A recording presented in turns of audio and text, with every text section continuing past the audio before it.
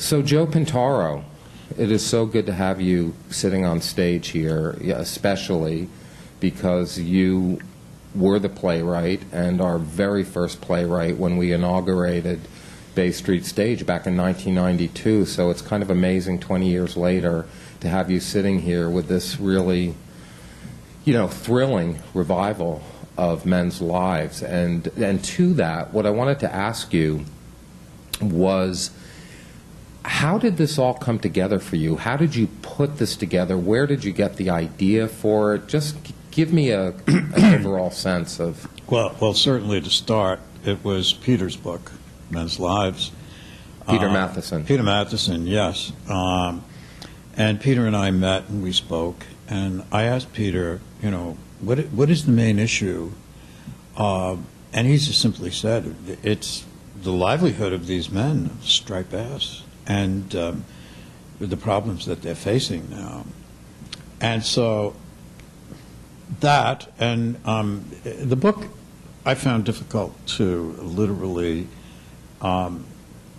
make the whole book like a stage-worthy whole.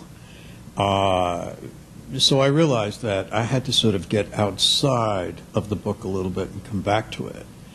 And what I did was I wrote the play about Peter writing the book, because he was so deeply involved with these men, so much a part of their lives, that he was able to pull all this information together and beautifully.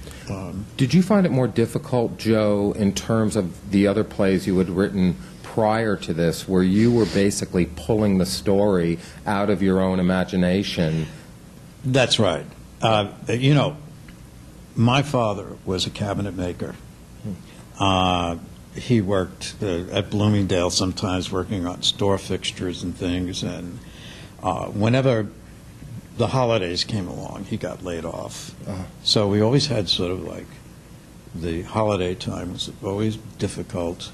We owned our own house, but it was always a problem of the banks and could we make the mortgages. And he carried a 100-pound toolbox every day. I used to run to meet him from the trains. My father was a worker. And to me, this issue was about jobs.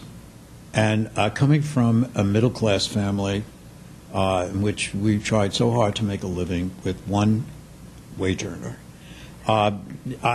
Alice, she has a lot of my mother in her. Alice being Walt's wife, the matriarch Alice being of the Walt's play. wife. Yeah.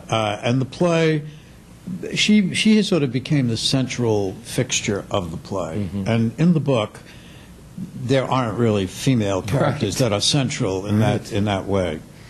And so that did have an explosive impact on a lot of the women who had already left this area, who came back to see this play, yes, and to see the whole issue through their own eyes, yeah, and through the eyes of her. Well, she's such an anchor to this play. I mean, it's where, on so many levels, this resonates deeply. Yeah. And Deborah is such a wonderful actor. Deborah Headwell, oh my God, just incredible. And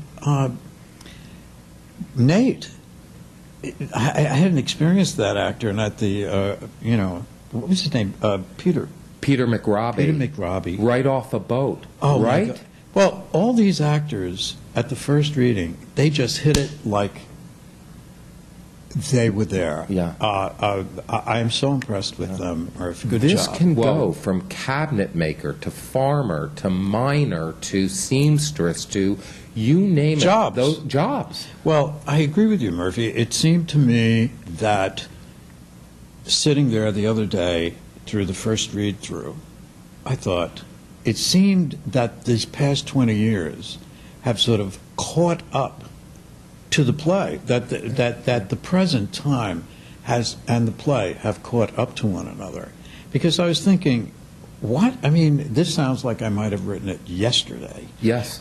Because of what went on in Wisconsin just recently. Yes. I mean, it's about jobs where we are in the closest recession to the Great Depression that this country has ever faced, and we're not out of it yet. And then these forces, I was thinking of Waiting for Lefty, Clifford Odets, Yeah, sure do. the elements that of playwriting influence that I brought to this work was our town, because it's about ghosts reappearing. Because even though the play took place 20 years ago, it was about things coming back even then from the past of people, and speaking to the audience. Which, Waiting to Lefties, exactly was the same issue. They were speaking to the audience. And then there was the Riders to the Sea, which is a short play, but, one of the most powerful. That's John Millington and Sing, so, right? And I just Googled Waiting for Lefty, because, Ellen Adler always talks about it, because Harold Klorman, right. Was involved in it. And it became such a huge hit. It was a bigger hit in London. Because that issue, was so hot at that time. And, these workers were not used to the kind of defiance that the capitalist forces that were opposing them were completely practiced in, these defiant, difficult, things. We have that politically going on. Right? Yeah. This is not typical of my writing, this kind of play. But yet, when I see it and when I hear it, I think, I am a closet, whatever that play is all about, a sentimentalist. I'm less defiant, less,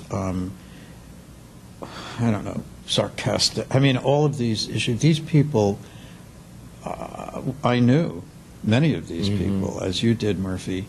They're humble people. They're people who came out here before anything was here. Other than the Native Americans. Other than Native Americans, exactly, who taught them how to do this fishing. There was nothing. As far as they were concerned, all those woods that have now multi-million-dollar houses on them and horse farms and so forth, those were theirs. There were no real estate companies out here, not that there's anything wrong with that, but it was all theirs. They were simple people, prayerful people who, like the Indians, loved their lives, and then suddenly forces came along, both capitalistic and governmental, that started telling them, you can't do this. No, we own that land. No, you can't. Your property is worth this is that. What is all of this. And suddenly this naturalism, this sort of like innocence of human innocence was confronted with these forces that were aggressive, that were taking away from them, this Eden, this kind of peaceful life. And so the play is about good people, innocent people, natural people, native people who had to work up the gumption to confront these new forces and to try to defend their lives. Yeah. So in a way, I get emotional over that. I know. Because of my father, yes, but because of everyone, because of my political position in this current economic crisis that we're in. And but even then, it was going on. In this play, you do see character being challenged. Yes. You see people of warmth, of simplicity, who are confronting these forces. It's like warfare.